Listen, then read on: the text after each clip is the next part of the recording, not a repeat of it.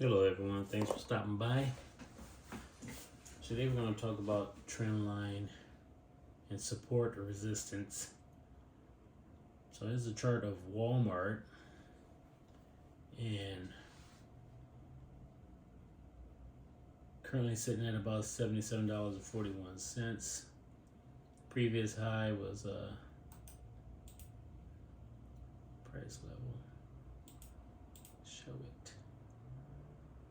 We're gonna move that price level to the 77.47, which was the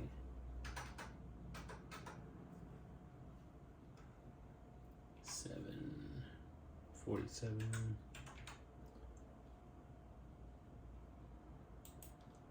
which was the high it hit on.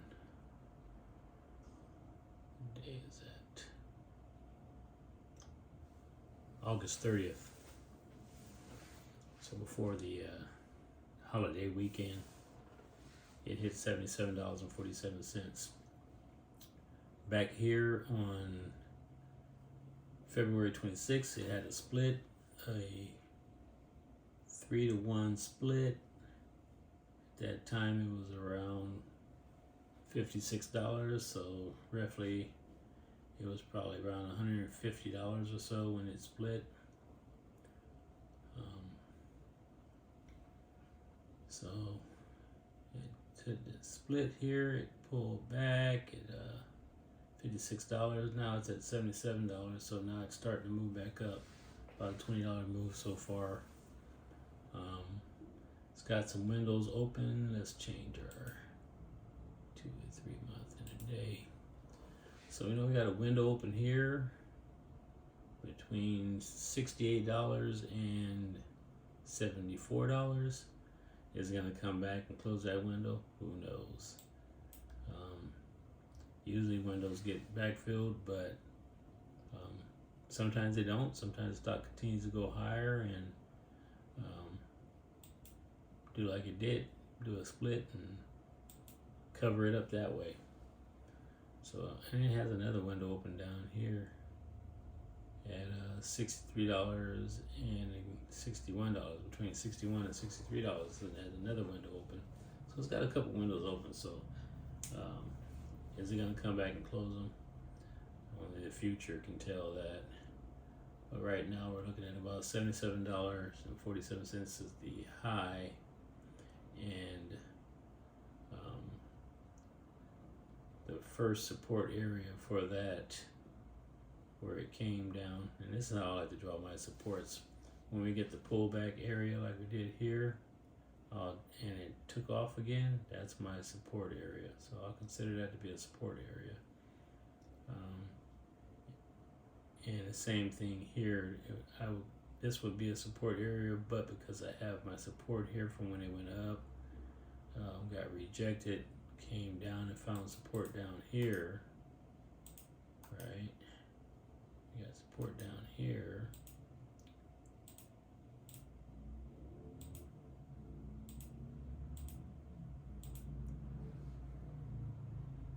At $50.22, then it went back up,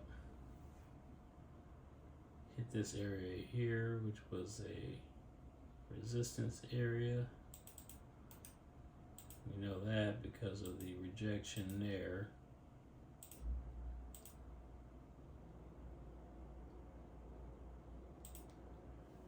So we know there was a resistance area there because it gapped up, so it jumped through that area. So it, instead of trying to climb through that resistance, it just jumped over it and kept climbing. Then we had a little pullback here, which would be another resistance area.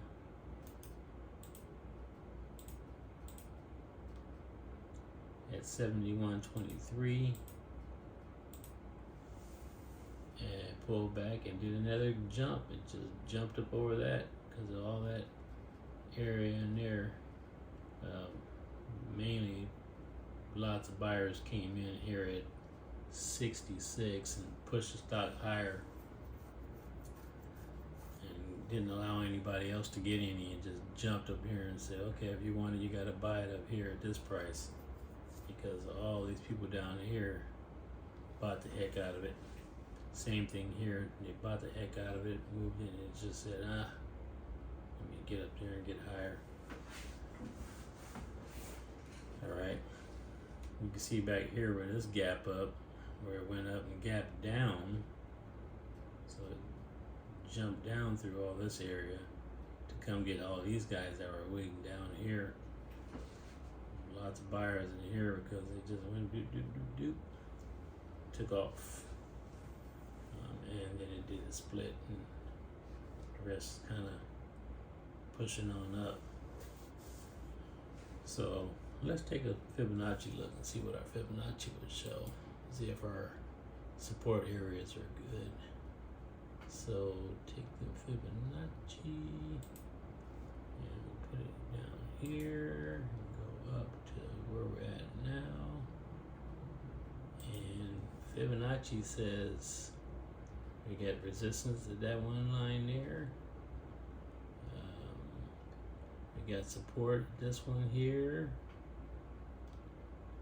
There's a line in there somewhere, so we know that's a good Fibonacci area. So basically with Fibonacci, this thing is moving how it should be, and so our support areas should be pretty decent based on resistance area, which should be now support.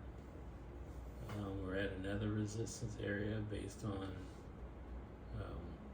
how we did our Fibonacci. We don't know for sure until trading starts again after the holiday, and we can figure that out from there. But as you can see, Walmart's been a nice trade. Continues to go higher and higher. I think since they did that split at 150, they're gonna probably blow through 150 this time. They probably won't split again till maybe they get to 200 or more. I don't know, that remains to be seen. I don't know how long it took even to get to that point where they decided to do the split, because you see here it was at $42, and then it rolled up to here, so at 3 to 1.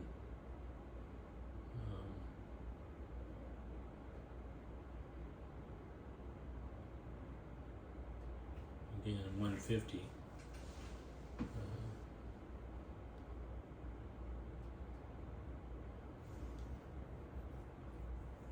So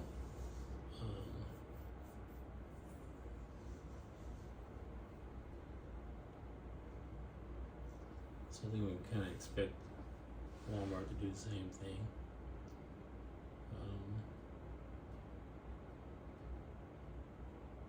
But yeah, I like the way that Fibonacci looked on that. Let's activate this Fibonacci and see if we can move it down here and see if our numbers are still the same. Alright, support areas. And yep, a support area. So we got a support area in here, support area in here. So if that ever retested, it probably would move that support down to below here. But for now, we're gonna leave it where it's at because that was the new high. It was retested twice before it skipped over it. So resistance area in here, we found support here and then jumped over it, and you got a resistance area here. So Walmart, depending on what it does here after the holiday, maybe it might come back and retest at 71.23, or it might come on through and back down to $66 and retest that area before going higher and closing that window. So definitely have to wait and see what happens with that. Alright, that's all I got on Walmart. Oh, let's see if we can get a future prediction on Walmart. Let's take a line from here.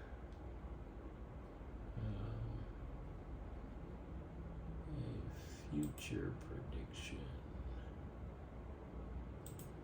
So let's take it from here. Let's see. Yeah, this is pretty much where it went. So we hit here, resistance, bounced around, broke through it, retested that resistance area, and off to the races. So we'll say from here to there. So I would like to have a good pullback so I can place this, but I'm going to place it on this last pullback.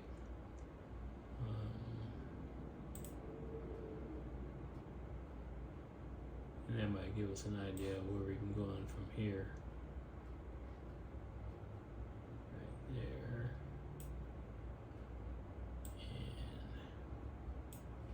And we'll do a little expansion here. Change expansion. Let's make it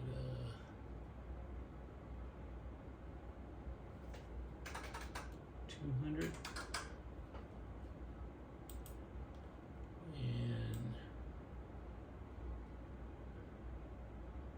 I want to change it back, so that's why I'm not going to lock it in. So we're looking at about $95 if it continues to move how it's been moving. We should move to about $95 or so. I don't know if we're going to have a deep pullback, close any of these windows, but I would say our next target is about $95.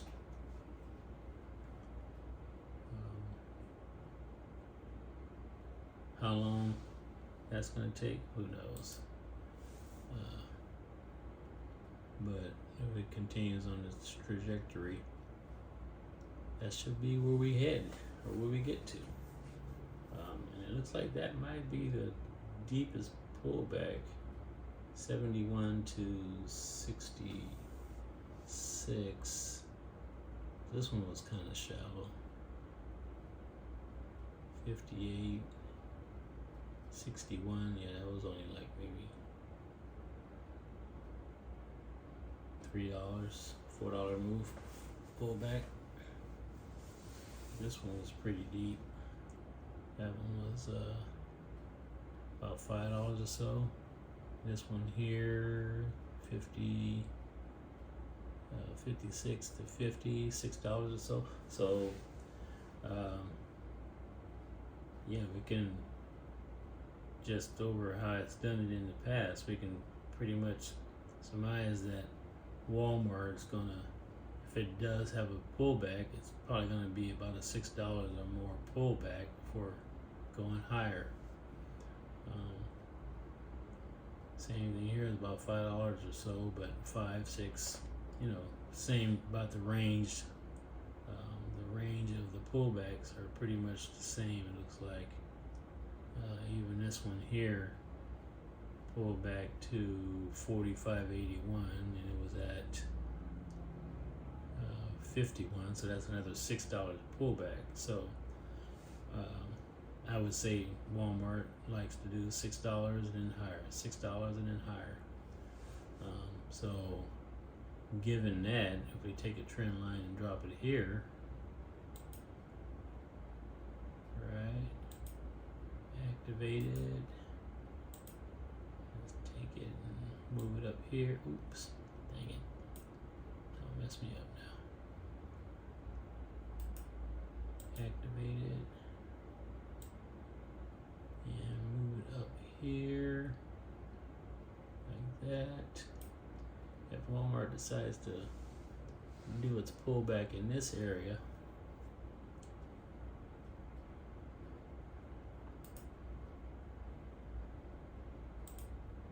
make it a little thicker so we can see it better. Change the color. I like the way that blue is looking. Say okay. So that might have been a pullback to go higher there. Maybe we pull back here and just duplicate that one.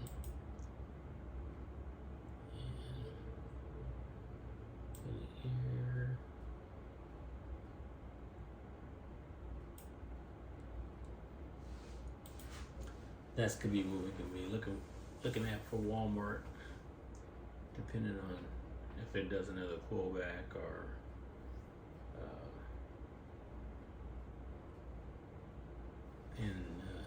that'll put us out at about. Well, that's going to put us into the new year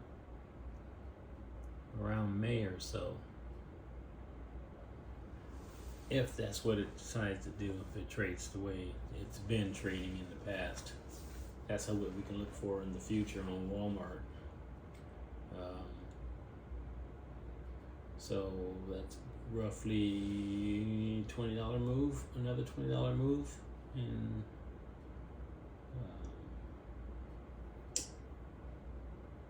about 8 or 9 months.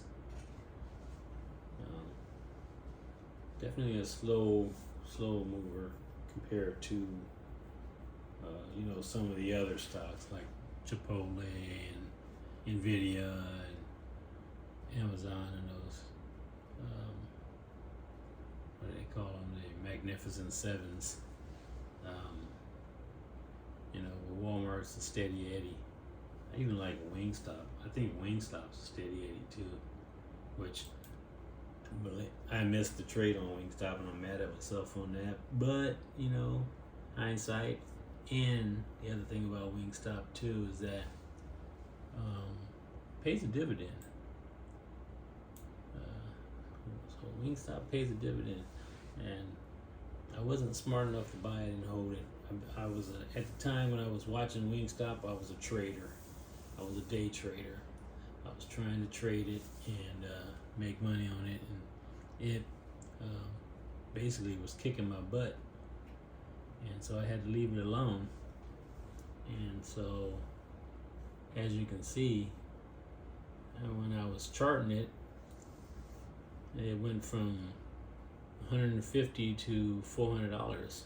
So if I wasn't trying to trade it, I actually could have made some decent money. Even if I only bought one share, I still could have made some good money on it. So I'm changing my thinking on day trading, and I'll have another video on why that is. So thanks for stopping by. I hope you enjoyed the charting on Walmart, and of course it's not a suggestion to buy, sell or hold anything. I'm just telling you what I'm looking at and what I possibly might do with Walmart. I think I have one share of Walmart. I forget what price I paid for it. I'm gonna long term it and see what happens. And I may get some more on a pullback, but I'm not gonna buy it at this price level unless it, of course, goes higher and comes back and retests it. Then I'll buy it.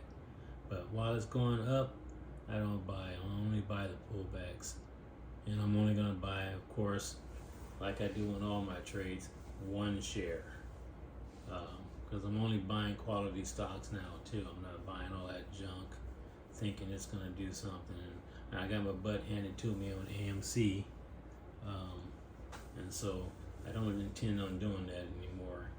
I'm just gonna buy quality stocks, and I'll buy them on the pullback, and I'll hold them, and at least that way the tax implications and all that stuff, and I don't have to worry about 3-day rules, which I don't know if you seen my last video, but I rant and raved about 3-day rule because I think it's unfair to us, as what they call us, retail traders. It's unfair to us, the 3-day rule, because we'll talk about that later. But anyway, thanks for stopping by, and have a happy holiday.